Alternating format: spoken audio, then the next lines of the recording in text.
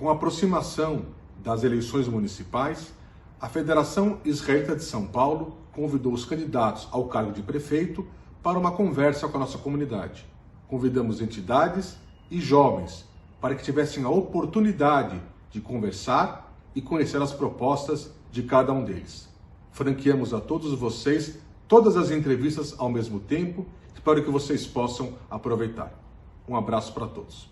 Agora, chamar o candidato Gilmar Tato, do Partido dos Trabalhadores. Deputado, muito obrigado por aceitar o nosso convite. Para fazer parte deste debate comigo, eu quero convidar a Zeila Sliosbergas, que é da Bnei Brit de São Paulo. Boa tarde. Muito bem-vinda, Zeila. Muito obrigada pelo convite. Imagina. A Beth Calisto, que é a voluntária-chefe hoje do Lar das Crianças da CIP, que é um modelo de entidade, para nós, um motivo de grande orgulho. Boa tarde, obrigada pelo convite, é um prazer estar aqui com vocês nessa live. E o Daniel Schreier, que é representante da juventude, que está aqui conosco hoje representando os jovens. Eles vão participar, eles farão as perguntas ao candidato. E eu gostaria de começar com o senhor perguntando se o senhor conhece um pouco do trabalho desenvolvido pela comunidade judaica na cidade de São Paulo, através das suas organizações, e o seu vínculo, de alguma forma, com essa comunidade. Novamente, obrigado. Ricardo, é um prazer para mim estar aqui. Obrigado pelo convite da Federação Israelita de São Paulo, você que preside. Parabenizá-los para o Ano Novo Judaico, né, de vocês, que foi recentemente. Eu tive a oportunidade de fazer uma manifestação em relação a isso. 5.781 anos.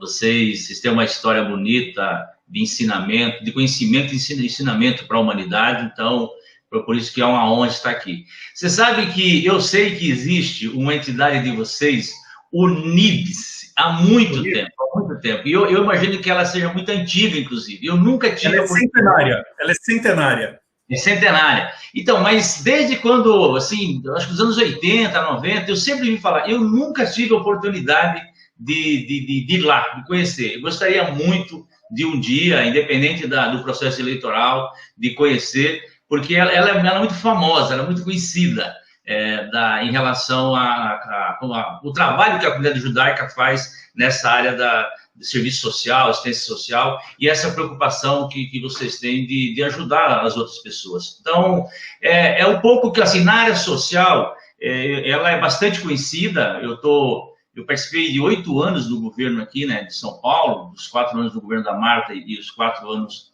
do governo do Haddad, e além do que a gente milita há muito tempo na cidade, né? Então, ela é conhecida e o trabalho de vocês é bastante exitoso, respeitado na cidade de São Paulo, por isso que é um pouco que eu sei. É evidente, a gente conhece as entidades aqui, né, que vocês, a Hebraica e outros, então, vocês são bastante ativos na cidade, e é muito importante. É uma cidade plural, uma cidade que respeita todas as religiões, e eu acho que essa é a beleza da cidade de São Paulo. Você vai na 25 de março, não tem um local mais eclético que a 25 de março. Lá você tem de tudo, né? Você tem muçulmano, cristão, judeus, e todos se dão bem. Todos se dão bem. Eu acho que, assim, se eu tiver que resumir o que eu gostaria que fosse o mundo, era 25 de março, aquela regiãozinha ali, porque lá não há briga, e é fantástico, tá? Então, estou à disposição de que, assim, para vocês, o que vocês quiserem perguntar, do que eu estou pensando sobre o país, sobre a cidade, enfim, eu sou um cara, assim, aposto muito, acredito muito, defendo e sempre defendi o Estado laico, porque nós não temos que misturar. Acho que as religiões têm a sua importância, todas as religiões, a sua base, a sua origem, ela é do bem, não existe do mal. As pessoas se desvirtuam, mas eu sou, assim, um árduo defensor da separação, né, do Estado das religiões, e eu acho que o Brasil está se dando bem nessa parte, apesar de que a gente vive tempos estranhos no nosso país, mas vamos tocando a vida. Já assumo um compromisso consigo de te levar, assim que terminar essa história da pandemia, visitar o Nibis, lá no bairro do Canindé. Você vai ficar bastante entusiasmado com o trabalho profissionalizante que eles fazem naquele local para uma população carente da cidade. É um compromisso meu. Obrigado, presidente. Obrigado. Vou sim. Tenho muita curiosidade de conhecer. Tá ótimo. Vamos pôr aqui no ar a Zeila Sviosberga, presidente da Bnei Brit São Paulo, para que ela possa fazer a primeira pergunta. Eu sei que o senhor já está aí há muitos anos no governo, né? O senhor já começou desde 2001 como secretário, tem uma visão da cidade muito ampla, e eu queria fazer uma pergunta-desafio, né? Perguntar sobre qual seria a prioridade que o senhor vai dar, né, no seu trabalho para a cidade de São Paulo, né? Qual seria a sua visão prioritária e se o senhor teria uma ideia das ações que o senhor vai necessitar para poder compor essa prioridade, né? Eu acredito que São Paulo é gigantesca e o senhor conhece ela bastante.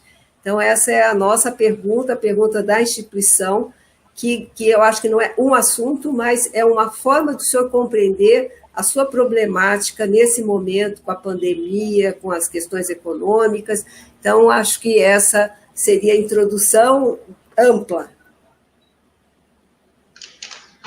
Olha, Zeila, a cidade de São Paulo é uma cidade empreendedora, uma cidade que tem um povo extraordinário, um povo solidário, que ajuda uns aos outros, mas é uma cidade muito desigual. E essa desigualdade, essa distância entre super ricos e os pobres está aumentando cada vez mais. Então, eu penso que o prefeito, ele tem que cuidar disso, ele tem que diminuir essa distância entre super ricos e os pobres da cidade de São Paulo. Por isso que eu pretendo, de pronto, de imediato, já no primeiro ano, instituir na cidade de São Paulo renda básica de cidadania, que para garantir o mínimo as pessoas não terem o que comer nessa cidade, e um programa que você começa para aqueles mais fragilizados, que são os moradores em situação de rua, e depois você vai estendendo para outros setores da cidade.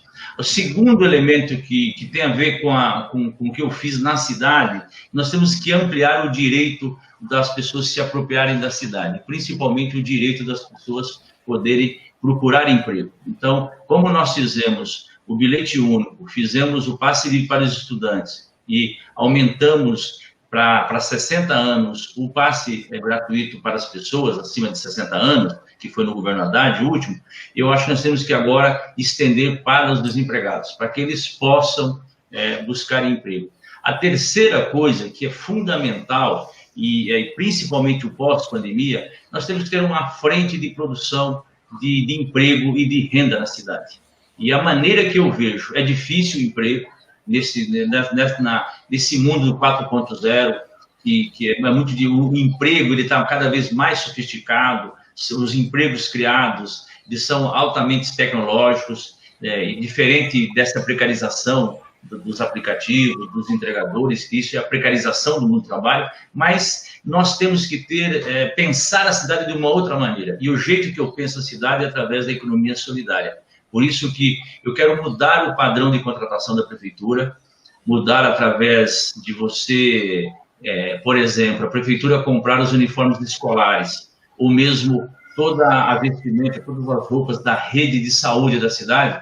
Eu pretendo criar cooperativas nas regiões, criando empregos nas regiões da cidade, e essas cooperativas fornecerem esses materiais e essas peças. Isso vale também para a reciclagem do lixo. Você pode fazer a coleta do lixo na cidade, principalmente aquele que é reciclável, porque ele tem valor agregado para gerar empregos. Hortas comunitárias, novo padrão de consumo da cidade. Então, eu me preocupo muito com essa questão da geração de emprego e este salário, essa renda que a pessoa vai receber, ela gastar no própria região, no próprio bairro dela, para fortalecer o pequeno, médio comerciante e gerar empregos que as pessoas não precisarem se deslocar para outros locais. E eu falo, Zeila, com, assim, sem modéstia, eu sou uma pessoa bastante experiente na administração pública. Eu fui...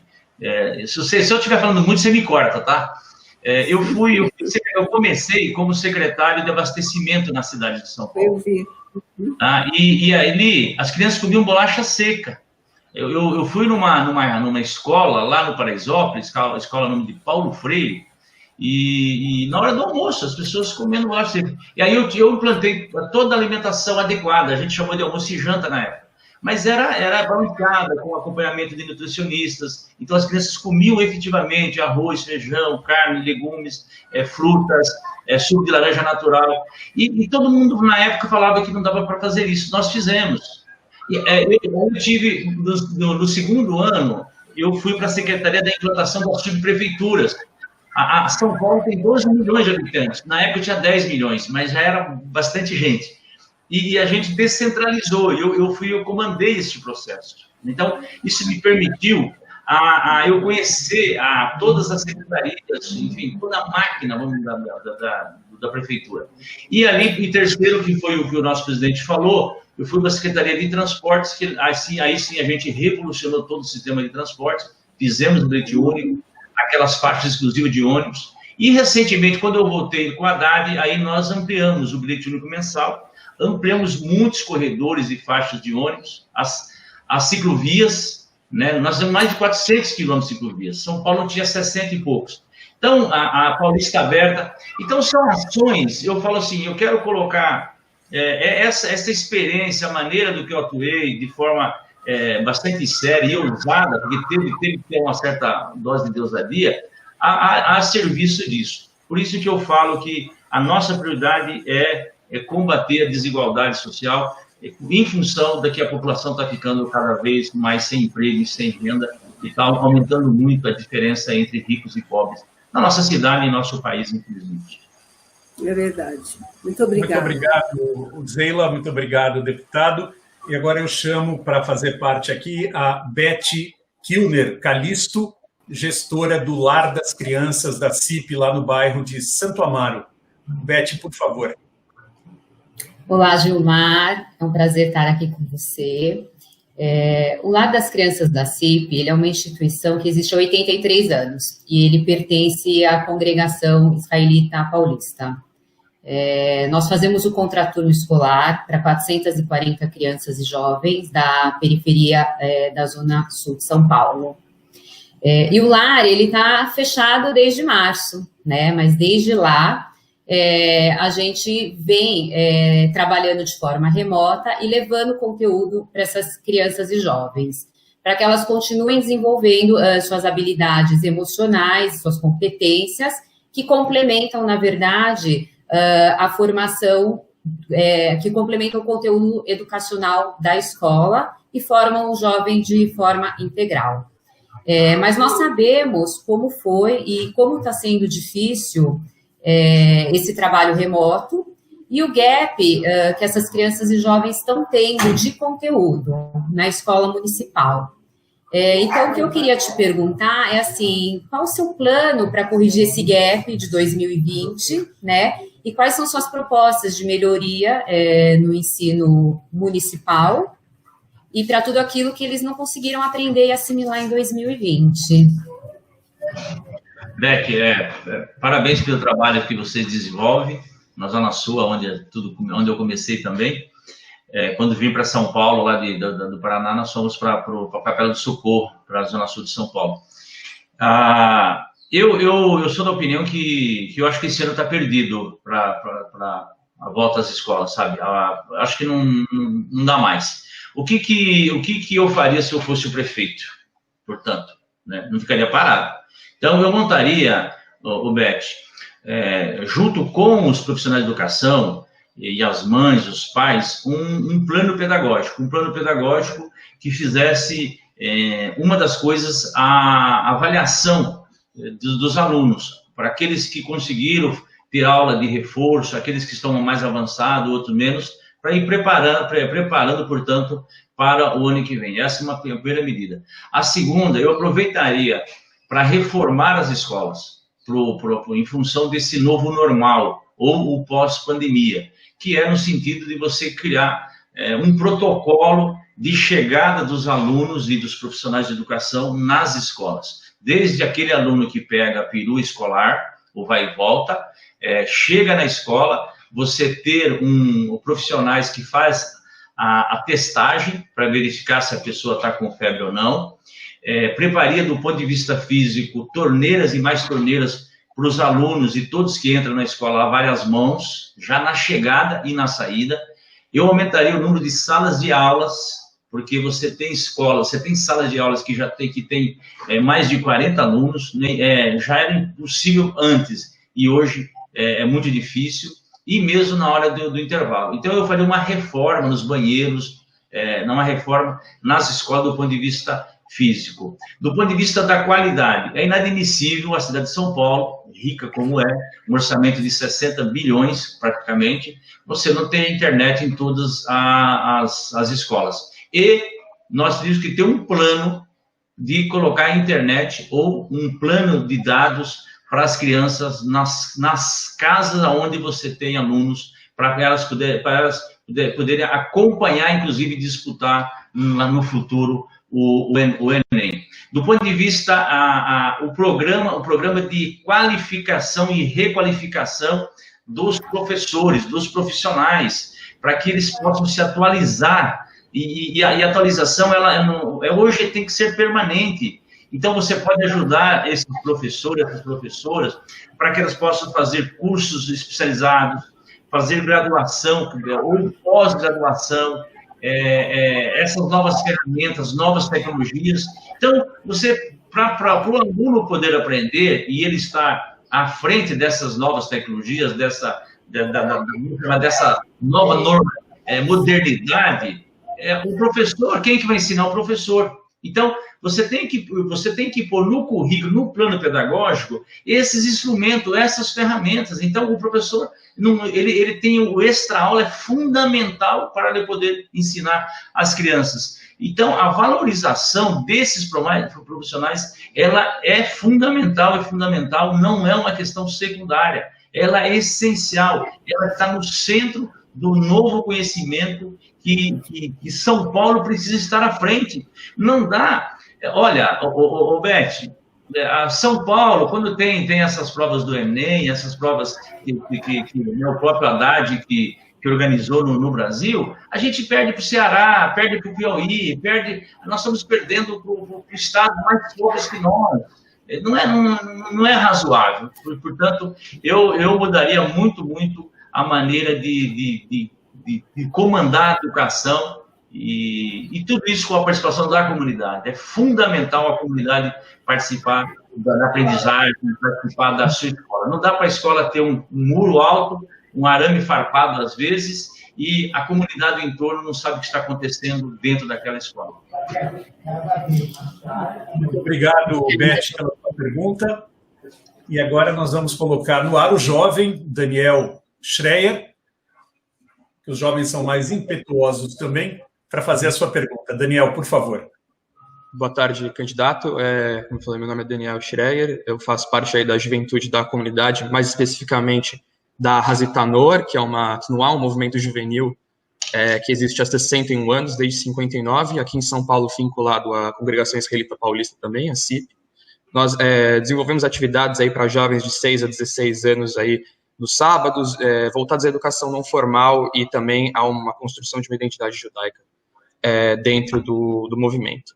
A minha pergunta para o senhor é em relação a transportes. O senhor foi secretário de transportes já em 2 gestões da prefeitura, e a gente percebe que em cidades como São Paulo, centros financeiros globais, nos Estados Unidos, na Europa, na Ásia, cada vez mais a gente vê novas maneiras de locomoção que privilegiam o uso de transporte coletivo e não em detrimento do carro. Desse ponto de vista, eu queria saber qual que é a sua proposta para melhorar o sistema de mobilidade urbana da cidade e da região metropolitana como um todo também, porque eu entendo que deve ser um plano integrado entre todas as prefeituras que compõem a região metropolitana de São Paulo. Obrigado. Obrigado a você pela pergunta, Daniel. Eu vou começar pelo final. Você precisa ter um sistema integrado, você tem razão, de todos os modais, tanto de trem, metrô e subpneu. E é uma pena que agora o governo do estado está acabando com a MTU, que é aquela empresa metropolitana. E eu sou um defensor que tem que ter uma autoridade com poder de decisão para planejar o transporte metropolitano, que não existe, para definir o planejamento de linha, definir o planejamento do viário, definir tarifas, isso não existe, mas eu sou defensor, que tem, se você tem em outros países, na região metropolitana de Madrid, por exemplo, é muito interessante. A minha proposta sobre mobilidade é priorizar o pedestre, você tem que aumentar cada vez mais as calçadas, a qualidade das calçadas. Eu sou da opinião que não tem que ficar sob a responsabilidade do proprietário do imóvel à frente do seu imóvel. A calçada é pública, portanto, o poder público tem que ter a responsabilidade da qualidade das calçadas. Aumentar muito, Daniel, o transporte ativo, e isso eu fiz. São Paulo tinha 60 quilômetros de ciclovias, nós deixamos com quase 500 quilômetros de ciclovias. Só na minha gestão, como secretário de transporte do Haddad, nós temos mais de 400 quilômetros de ciclovias. Imagina você, se não tivesse essas ciclovias, esses meninos e meninas que estão aí entregando, né, esses aplicativos, e aumentou muito a quantidade de gente usando a bicicleta, não só para lazer, mas para o trabalho, inclusive, e eu considero a bicicleta como um modal de transportes. E a mesma coisa em relação ao transporte coletivo. Eu sou um cara que sou conhecido justamente por causa disso, exatamente por priorizar o transporte coletivo. Apanhei muito na cidade de São Paulo em função disso. Na época, teve muitas manifestações, mas eu acredito que você tem que priorizar o transporte coletivo. Por isso que nós fizemos muitas faixas de ônibus, muitas faixas de ônibus, nada contra o carro, mas tem um conceito aí que você tem que democratizar o viário. O viário não é democrático, né? Se você está a pé, você usa o seu espaço, o seu espaço. Se você está de bicicleta, você usa o seu espaço apenas. Se você está no transporte coletivo, você usa o seu espaço apenas. Se você está no carro, você usa sete vezes mais espaço. Então, você, o usuário do carro, você é o responsável pelo congestionamento, não são os outros. Então, felizmente, a cidade de São Paulo evoluiu. Quando nós implantamos as faixas de ônibus, a cidade estava dividida. Hoje, mais de 90% concorda com as faixas de ônibus. A mesma coisa está acontecendo com as ciclovias. No começo, a gente foi muito criticado em função disso. E hoje, eu vejo vários candidatos já colocando a necessidade de fazer mais ciclovias na cidade. Então, a minha proposta é justamente isso, voltar. O governo atual, eles tiraram de 4 horas o bilhete único, do tempo, né, que o usuário pode ficar no sistema de transporte, para 2 horas. Eu vou voltar para as 4 horas, porque quem mora longe, na periferia, às vezes ele demora mais de 2 horas para chegar no seu destino. E vou voltar o bilhete gratuito para os estudantes, que acho que é seu caso, para que todos os estudantes tenham o bilhete gratuito que nós colocamos na época lá do nosso governo, e aí agora voltou a meia entrada. Porque, para mim, educação não é só ir para a escola, não. Educação é a juventude ter acesso à cultura, ter acesso ao lazer, ter acesso ao esporte, de poder sair para namorar. Então, é mais amplo e você tem que dar acesso à cidade para essas pessoas. Obrigado, Daniel. Obrigado. Deputado, a gente já está caminhando para o encerramento. Queria que o senhor deixasse uma mensagem e para a comunidade judaica, por que votar 13 Gilmar Tato para prefeito de São Paulo nas eleições de novembro? Por favor. Pelo nosso legado, pelo que nós fizemos na cidade de São Paulo, nos 3 governos do PT. Então, você tem uma referência que nós fizemos os governos bastante ousados, inovadores na cidade. Começou com o orçamento participativo, a população participando dos destinos, dos recursos da cidade. Nós começamos e fizemos os primeiros mutirões, a autogestão na cidade. Nós organizamos a cidade com 2 planos diretores, eu tive a oportunidade de participar da elaboração desses 2 planos diretores. Nós organizamos as finanças na cidade de São Paulo, renegociamos a dívida da cidade de São Paulo, economizamos 50 bilhões, São Paulo está deixando de mandar 2 bi para o governo federal.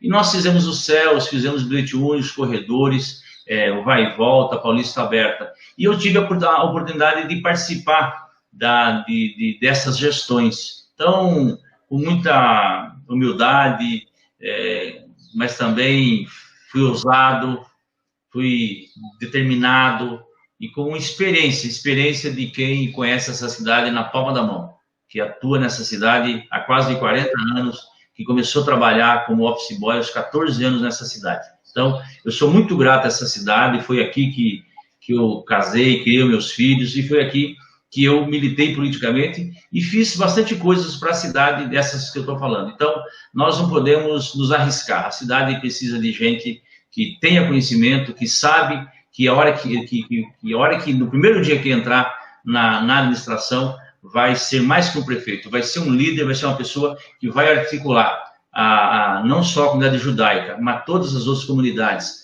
os empresários, a sociedade civil, as entidades do movimento social, sindical, no sentido de a gente recuperar, reerguer, e essa cidade ser a cidade da tolerância, ser a cidade da solidariedade, ser a